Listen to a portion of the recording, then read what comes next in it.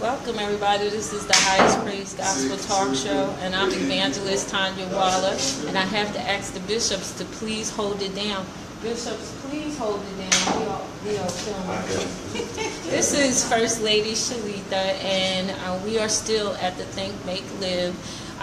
We did so many interviews today, and you remember that we did an interview with the CEO.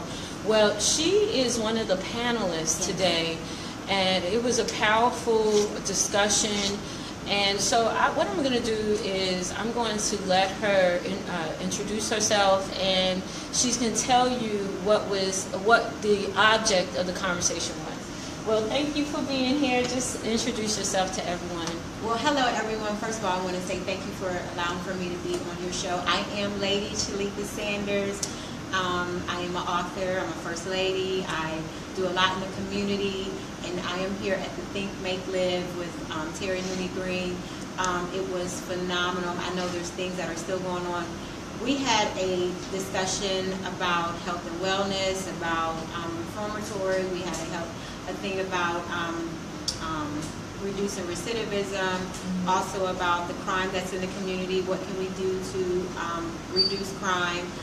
Giving words of encouragement and enlightenment to parents about what they can do to help their youth, because as we all know, there's a lot of kids dying, a lot of kids are getting shot, a lot of kids are addicted to drugs and alcohol. Teenage pregnancy is not decreasing, but it is increasing, and it's just not with the girls, but it's also with the boys as well.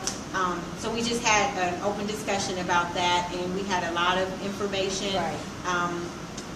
You know, sometimes it's black and white, but at the end of the day, as long as we're living in a wicked world, we'll always have division. Nothing is ever going to be perfect. So what did you feel the parents, when they started the conversation with the panel, what did you feel like the parents needed the most? What was the questions kind of geared toward? I feel like there's not a lot of resources in the community, and there's not a lot of support.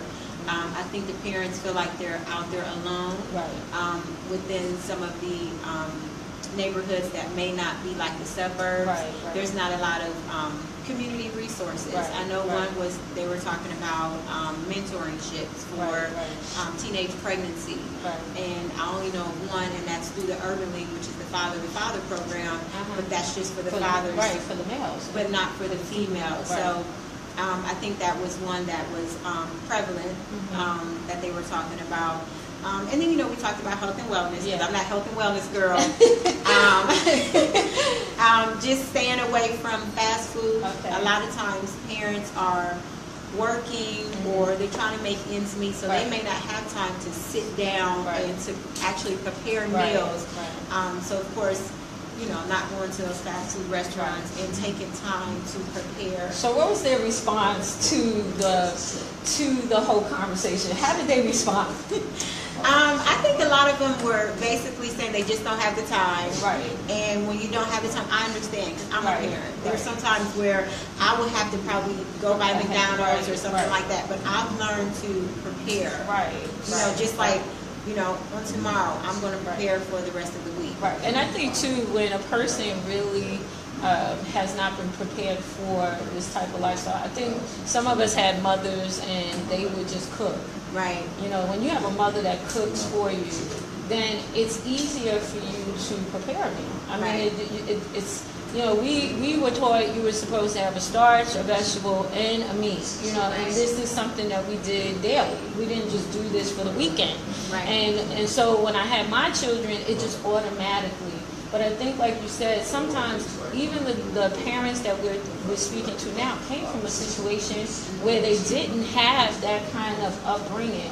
So what did you feel about the Think, Make, Live event on the overall? Wasn't it fabulous? I think it is nice. I think Nooney, I call him Nooney, I know it's Terry, but he did an awesome job getting everyone together and the community coming out, the different resource tables.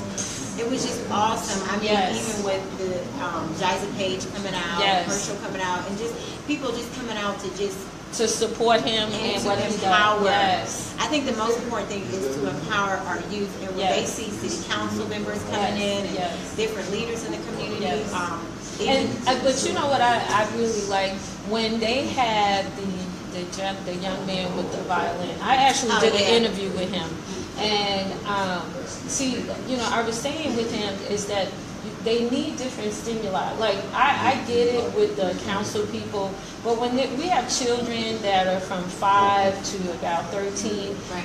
Different stimulus like music and poetry and seeing a black person that is in city council, but I don't know how much that registers, you know what I mean, for a baby. But for a child that's 13, that makes a big difference. Even when we saw the lawyer, she was good, but I just felt like everything together made that puzzle. Yes, it covered from A to B because of the age groups that were here. And you said something about the stimulation, and that's so true because when my kids were babies, I believed in music too, and I still believe in it.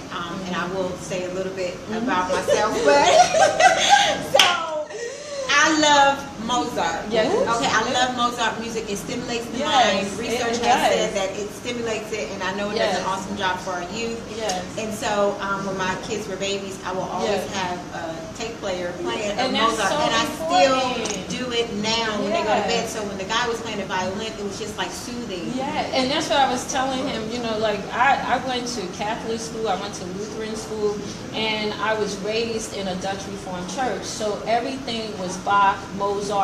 I didn't have the black experience per se until I got into my young, I think about 21, 20. But before that, I was always exposed to so much. It wasn't just like, okay, we just listen to soul music. No, we listen to Spanish music, soul music, we listen to classical, and my daughter is actually trained in classical music, my oldest daughter. She needs to make me a CD then. Yeah, you know what? She needs to make everybody a CD. And so, you know, I really agree with you that children, and I think he did a really good job. Yes. I believe that what's going to happen from here is he's just going to make it bigger. Were you here last year? No, I wasn't. Yeah, I was here last year, and this year is so much bigger. Right. And next year is going to be even that much bigger. And you know what? Thank you so much for this time. I just want her to tell you about her book. Go ahead and tell them about your book that's coming, the book that you wrote, and whatever else you want to tell. Okay. This is marketing. I love her. Okay. Well, first of all, I just want to say I thank God that He allowed for me to write my first book. It's Time for an Upgrade, as you can see, and it's a book about how I lost over 100 pounds. Since 2011, and God has allowed for me to keep it off. Right.